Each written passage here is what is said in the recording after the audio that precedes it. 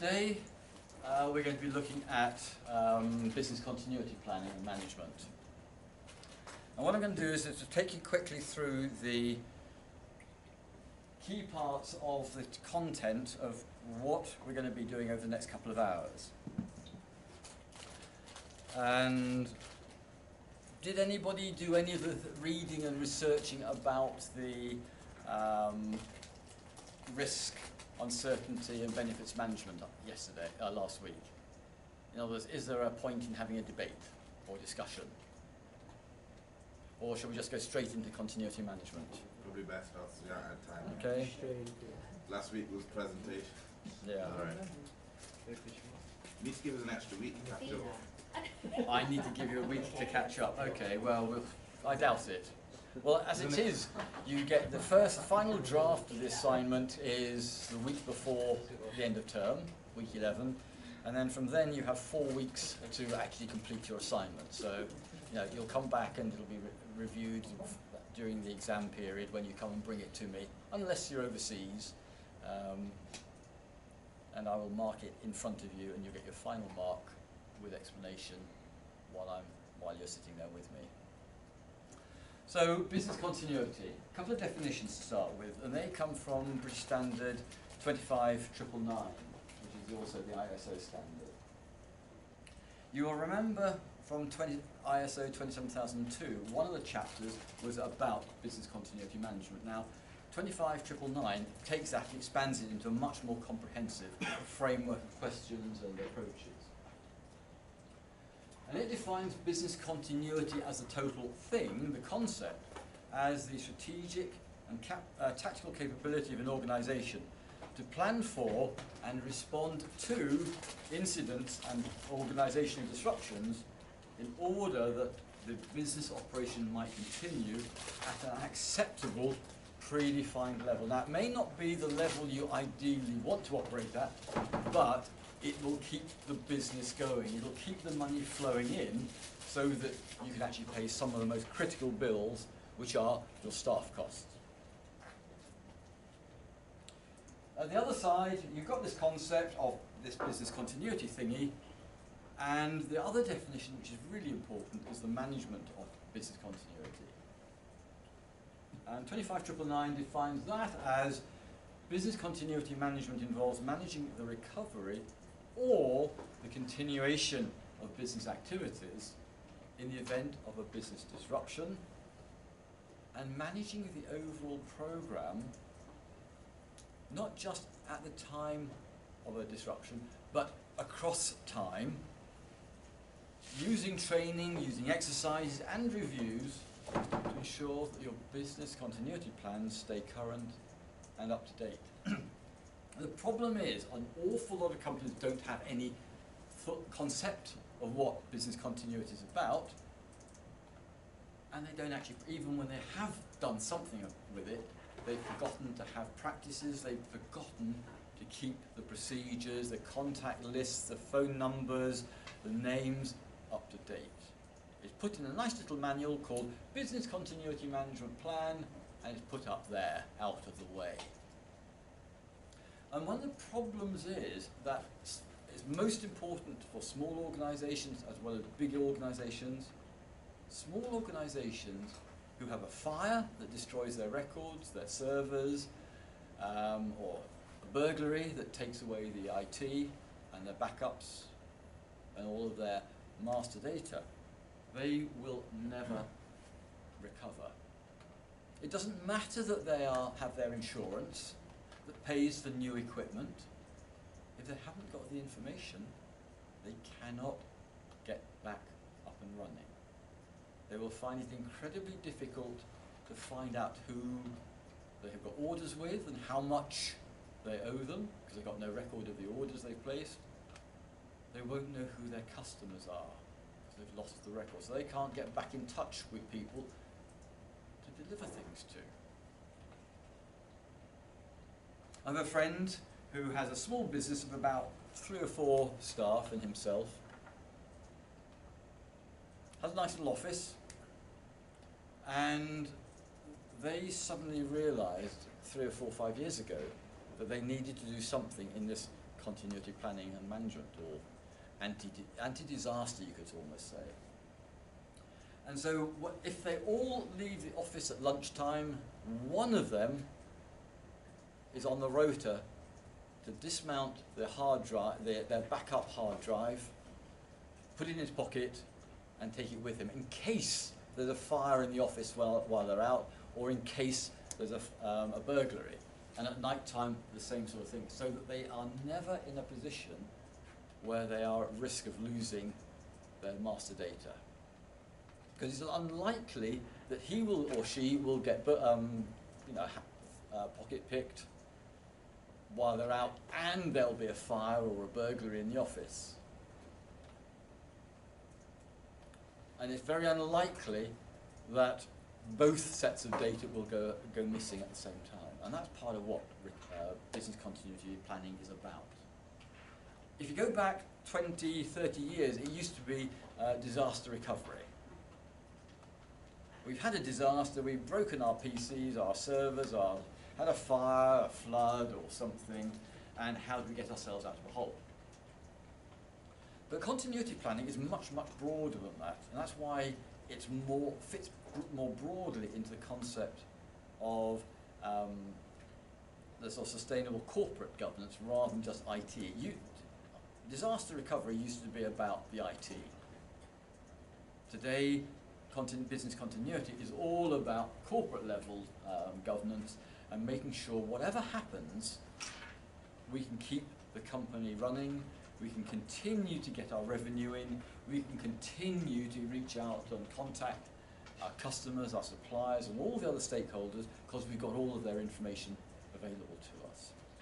And yes, there is disaster recovery. If it does happen, then this is what we will do to recover the situation. So, very, very heavily research-based today, as always. What I want you to do first of all is to look at Wikipedia. You are allowed today, guys, to look at Wikipedia to get an overview of business continuity, the concept, business continuity planning, business continuity management.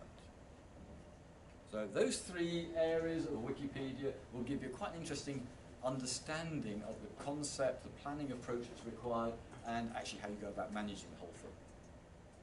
Part 2 of your research is to go to British Standards Online and get hold of the British standards or the international standards about the relevant to business continuity planning and management. And the third part of your research here is to go track down just 3 out of the many organizations around the world who actually set themselves up as professional organizations, professional in the sense of we are the Institute of Professional Business Continuity Planners, or sort of terms like that. Find 3 of them and then carry out the following. From that research, create your own justified definition of business continuity planning, the activity of creating those plans. And then the second part of that little bit about definitions is what is it that's different between the concept, the planning, and the management of those definitions, and beneath that you will discover a whole set of objectives that relate back to those tasks or those activities. So what's different and why? And then, remembering we looked at the definitions and you looked at those professional organizations, are those definitions you got, whether in Wikipedia or in the standards, British standards and international standards, are they relatively close to the picture you get from the professional organizations? Or are they different? And if they are different, why? What does it signify? What does it mean in terms of the way those 3 different organizations operate in relation to business continuity professionals of perhaps different types? Moving on then, having got some definitions sorted and understood a bit, let's move into that really important part, that critical analysis. First of all, with all of that evidence you've got from those various sources, what are the key tasks that have to be undertaken in any organisation, however small or however large, if they are to develop a strong, successful business continuity plan for that organisation, whether it's an SME or a large organisation? Now, we know also from all the stuff we've done over the years that each organisation has a different culture, the way we do things here. It could be autocratic from the top, and this is traditional in a small organisation. The owner-manager will actually just drive it. This is what I want, do it, kind of thing almost. Although with some softness around the edges perhaps, but owner-managers tend to be pretty direct. It may not work so well in some types of small organisation or medium organisations. By the time they get to 50 to 100 staff, it's beginning to become very difficult for the owner-manager to direct everything. Need more of a team approach. So, what is it that's absolutely fundamental in terms of the culture, the way we do things here, that will allow an organisation to do a successful business continuity programme? In fact, the question is even broader than that. Is there one specific organisational culture, or do we have to choose an approach which relates to the existing organisational culture?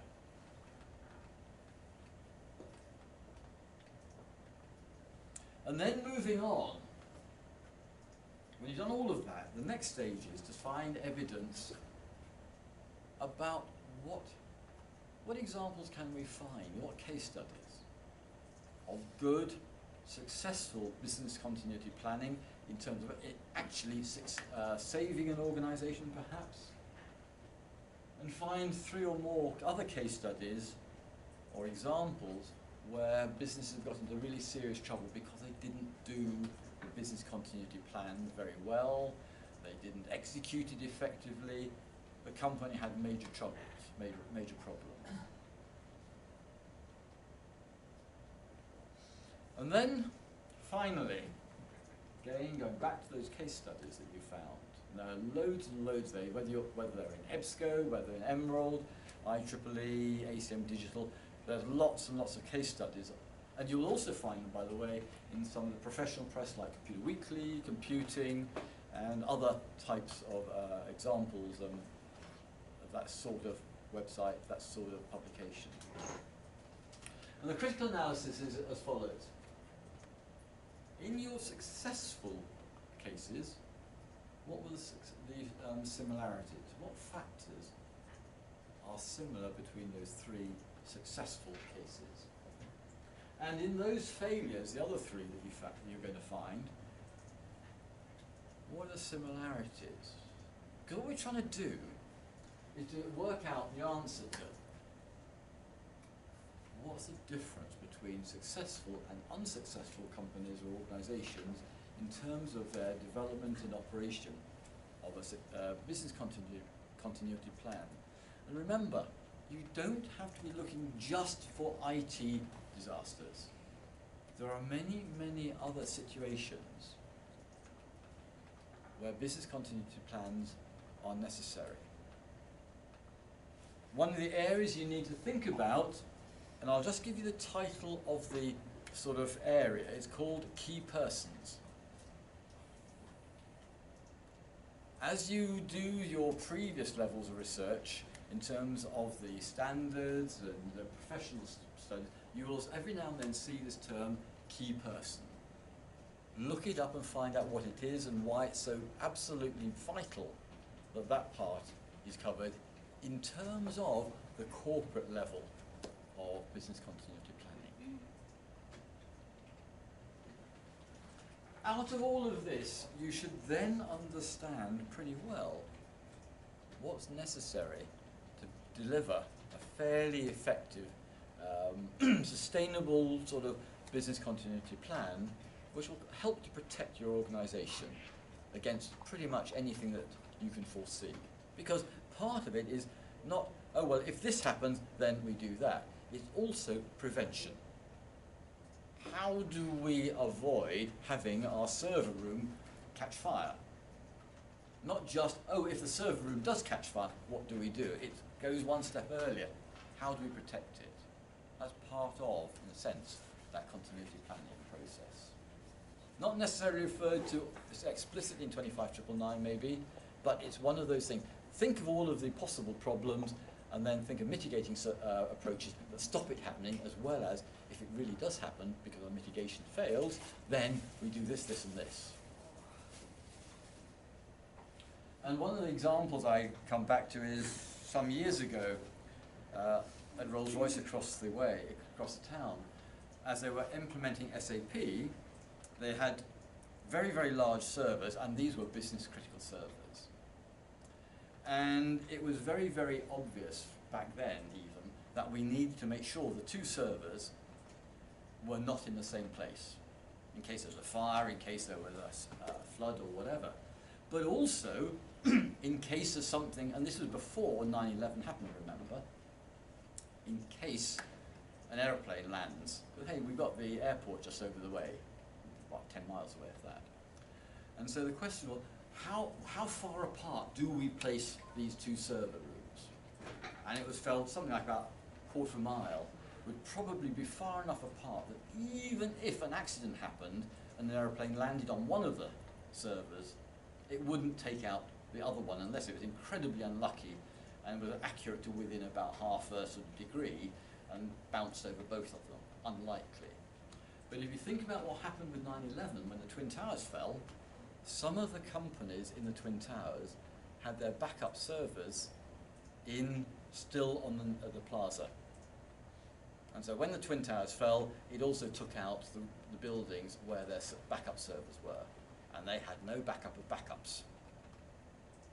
They had serious problems.